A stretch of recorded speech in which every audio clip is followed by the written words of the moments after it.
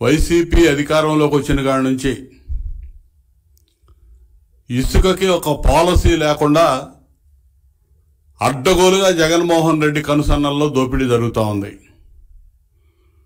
చంద్రబాబు నాయుడు గారి హయాంలో ఉచితంగా ఇచ్చినటువంటి ఇసుకని వేల కోట్ల దోపిడీకి ఒక మార్గంగా ఈ జగన్మోహన్ రెడ్డి ఎంచుకున్నాడు. ఇవాళ ఎన్నో రకాలుగా తెలుగుదేశం పార్టీ ఈ ఇసుక అక్రమ మైనింగ్ మీద, అక్రమ దోపిడీ మీద మా అధినేత చంద్రబాబు నాయుడు గారి దగ్గర నుంచి కింద స్థాయి వరకు వివిధ స్థాయిల్లో ఎన్నో రకాలుగా ఆందోళన చేశాం. ఎన్ని ఆందోళనలు చేసినా ప్రభుత్వానికి కానీ, ప్రభుత్వ అధికారులకు కానీ నిమ్మకు నీరెత్తినట్లు వ్యవహరించి అందరూ కూడా వాటాలు వేసుకొని పంచుకొని అక్రమ ఇసుక దందా వ్యవహారం సాగిస్తూ ఉన్నారు. కోర్టులు మొట్టికాయలేస్తా ఉన్నాయి, చివాట్లు పెడతా ఉన్నాయి. నేషనల్ గ్రీన్ ట్రిబ్యునల్ అనేక ఆర్డర్స్ ఇష్యూ చేసింది. ఎన్ని చెప్పినా కూడా దున్నపోతు మీద వర్షం పడ్డ చందంగా ఈ ప్రభుత్వం వ్యవహరిస్తూ ఉంది. ఇలా కేంద్ర పర్యావరణ శాఖ నివేదిక ఇచ్చింది, ఇక్కడ చేయడానికి వీల్లేదని చెప్పి. అక్రమంగా వీళ్ళు దందాలు చేస్తా ఉన్నారు, అక్రమ ఇసుక తవ్వకాలు జరుగుతూ ఉన్నాయని చెప్పి చెప్పడం జరిగింది.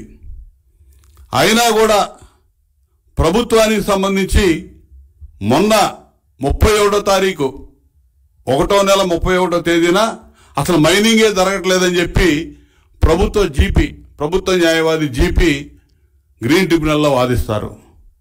అదేవిధంగా అదే జీపీ 5వ తేదీ 2వ నెల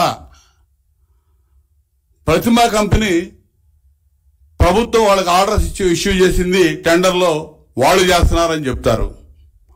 ఇదే నెల 2వ నెల 5వ తేదీన అదే జీపీ 14వ తేదీ 2వ నెలలో గవర్నమెంటే మైనింగ్ చేస్తుందని చెప్తారు.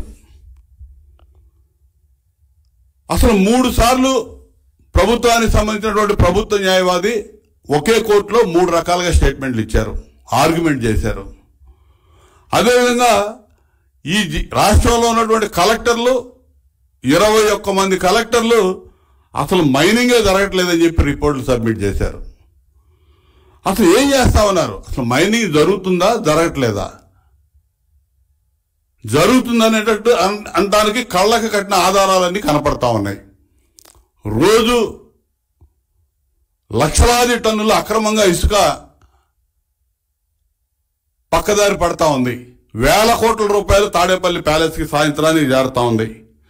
ధవళేశ్వరం ఆనకట్ట దగ్గర హైకోర్టు అక్రమంగా మైనింగ్ జరుగుతూ ఉంటే దాని మీద స్టే ఇచ్చింది.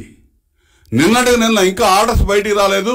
గుంటూరు, కృష్ణా జిల్లాల్లో మైనింగ్ ఆపేయమని చెప్పి ఒక సర్పంచ్ కోర్టుకు వెళ్తే ఆర్డర్స్ ఇష్యూ చేసినటువంటి పరిస్థితి. ఇలా ఇన్ని రకాలుగా ఉంటే ఈ ప్రభుత్వం, ముఖ్యంగా కలెక్టర్లు ఏం చేస్తున్నారో అర్థం కావట్లా. నిన్నగాక మొన్న పల్నాడు జిల్లా కలెక్టర్ అమరావతిలో ఒక రీచి పరిశీలనకి వెళ్ళి అక్కడ ఏం జరగట్లేదని చెప్పాడు. నిన్న అదే రీచ్కి విలేకరులు, పత్రికా విలేకరులు, ఈనాడు విలేకరు వెళ్ళి ఫోటోలు తీస్తూ ఉంటే అక్రమంగా జరుగుతున్నటువంటి మైనింగ్ని అతని మీద దాడి చేసి కొట్టి నానా బేబస్సును సృష్టించారు.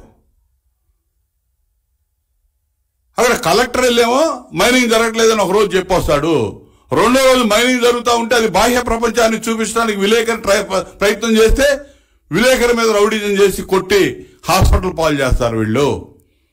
అదేవిధంగా బాపట్ల కలెక్టర్ రంజిత్ బాషా, బాపట్ల జిల్లా కలెక్టర్ కొల్లూరు మండలం జోలపాలెంకి వెళ్ళి అఫీషియల్గా అక్కడ ఏ రీచ్ లేదు, అది నాకు తెలుసు, మా నియోజకవర్గం వేమూరు నియోజకవర్గం, అఫీషియల్గా అక్కడ రీచ్ లేని కాడకు పోయి పరిశీలన చేస్తా ఇక్కడ మైనింగ్ జరగట్లేదని చెప్తాడు. పక్కనే అడ్డగోలుగా చిలువూరు, గాజుల్లంక, ఇతరత్ర ప్రదేశాల్లో జరుగుతున్న అక్రమ మైనింగ్ దగ్గరికి ఆయన బాడు. ఏమనుకుంటా ఉన్నారు మీరు కలెక్టర్లు?